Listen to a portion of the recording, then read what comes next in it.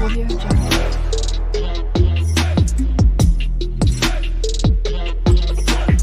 Audio Jungle.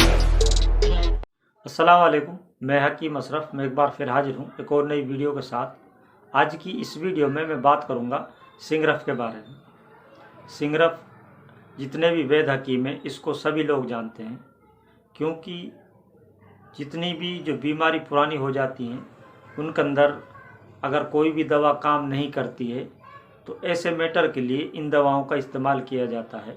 जैसे सिमुल्फार है, सिंगरफ है, इनका एक अपना अलग ही मुकाम है। बड़ी सी बड़ी बीमारियों को दूर करने के लिए इनका इस्तेमाल किया जाता है। इनको भस्म यानी इनको कुस्ता बनाया जाता है, उसके बाद इसका इस्तेमाल किया जाता है। इनका जो इस्तेमाल और इनके जो फ़ायदे हैं बहुत सारे हैं, लेकिन उनमें से चंद मैं आपको बताऊंगा। और उससे जो मेन ज़रूरी आप लोगों के लिए है वो है, अगर आप सिंगरफ को शुद्ध करना चाहते हैं तो आप उसको किस तरीके से शुद्ध कर सकते हैं, क्योंकि सिंगरफ को तभी इस्तेमाल कर सकते हैं जब वो शुद्ध हो। हालांकि सिंगरफ आपको मार्केट से भी मिल जाता है, लेकिन जो अपने हाथ से आप खुद तैयार करते हैं वो ज़्यादा पावरफुल होता है। मैं सिंगरफ का अक्सर इस्तेमाल करता हूँ, सिमुल्फार का अक्सर इस्तेमाल करता हूँ, लेकिन मैं करता हूँ इसको टैबलेट फॉर्म में तैयार कर क्योंकि जो इनकी खुराक होती है वो बहुत कम दी जाती है। क्योंकि अगर इसकी ज़्यादा खुराक दे दी जाए तो इससे बहुत ही भयंकर आपको नुकसान देखने को मिल सकते हैं। इसलिए अगर आप भी सिंगरफ या सिमुल्फार का अगर कुस्ता बनाना चाहते हैं तो आप अगर जानते हैं उनके बारे में तो ही आपको बनाना चाहिए, वरना किसी वैद्य हकीम के निगरानी में आप उसको तैयार कर सकते हैं। बात करें इसके फ़ायदे की, यानी सिंगरफ की या सिंगरफ रूमी की।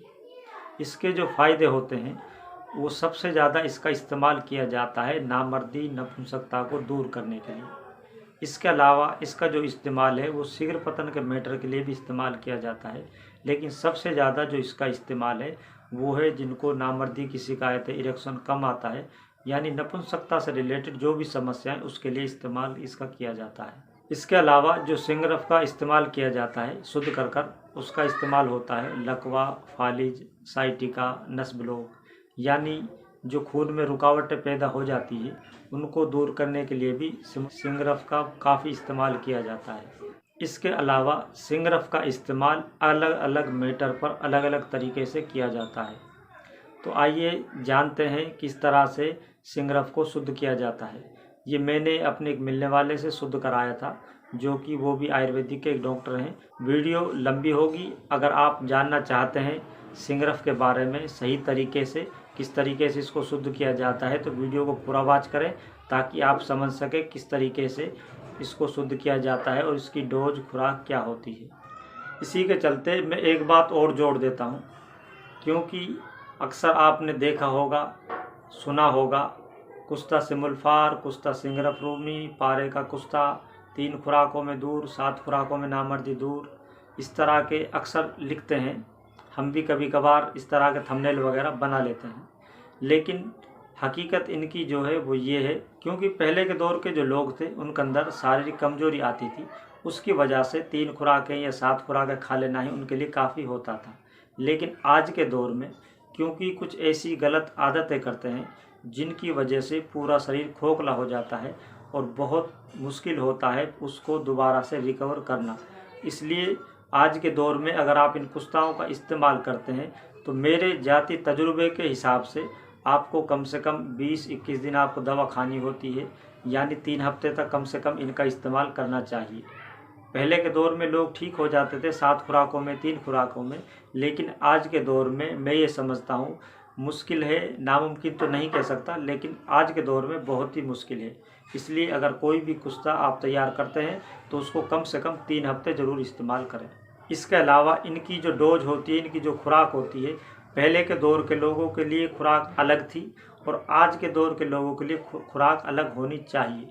क्योंकि बहुत से लोग जो पुराने दौर से उस दवा को तैयार कर रहे हैं या उन्होंने कहीं से कोई भी नुस्खा पढ़ा है या सुना है, तो उसमें क्या था, जैसे पहले के दौर में अगर किसी ने लिख दिया कि उसकी 4 चावल के बराबर खुराक है, 4 चावल नहीं लेना, आपको लेना है सिर्फ 1 चावल से स्टार्ट करना है और आप 2 चावल के बराबर तक उसकी खुराक ले सकते हैं।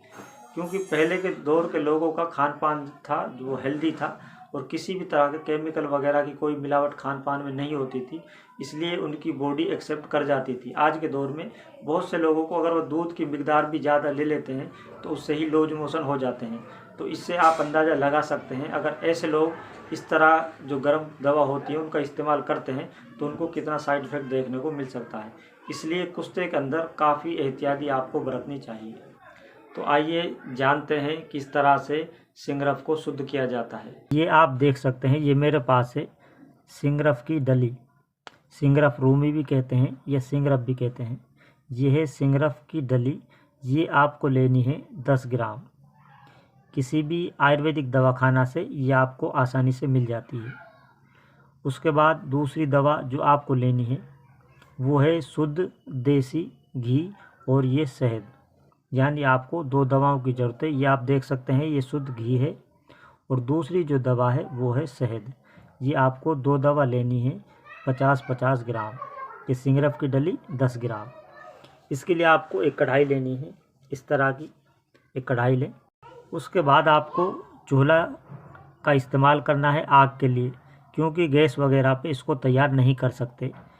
ये आपने चूल्हा तैयार किया और इसमें ये हमने डाला घी। देसी घी होना ज़रूरी है। अगर आपको मार्केट का घी मिलता है तो फिर आप इस कुश्ते को ना बनाएं। उसके बाद जो दूसरी दवा हमने ये डाल रहे हैं ये है शहद। शहद भी आपको अच्छी क्वालिटी का ही लेना है। ये 2 दवा आपकी हो गई और इनको गर्म करना है। गर्म करने के साथ साथ सिंगरफ की जो डली है इसको भी इसमें डाल दें और इसमें आपको कुछ भी नहीं करना, बस नीचे आग जलानी है। इसी तरह आप इस आग को कंटिन्यू करेंगे। आगे मैं दिखाऊंगा किस तरह अगला इसका प्रोसेस है। जब ये अच्छी तरह गर्म हो जाए, धुआं उठना स्टार्ट हो जाता है और अगर आग लग जाती है तो ठीक है, वरना आप जो आग आप दे रहे हैं उसी लकड़ी की मदद से इस तरीके से उसमें आग लगा दें। इससे आग फ़ौरन पकड़ लेती है। कोई भी इस तरीके से सिंगरफ को शुद्ध कर सकता है। अब ये आप देख सकते हैं इसका जो कलर है किस तरह का ब्लैक हो चुका है।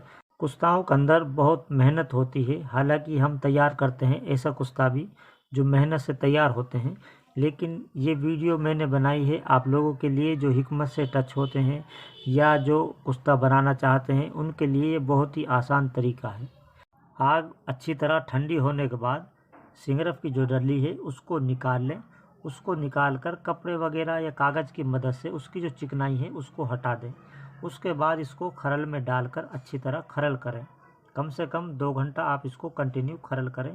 खरल करने के बाद इस तरीके से आपका ये कुश्ता तैयार हो जाता है। बात करें इसके यूज के बारे में, आप इसको किस तरह यूज कर सकते हैं।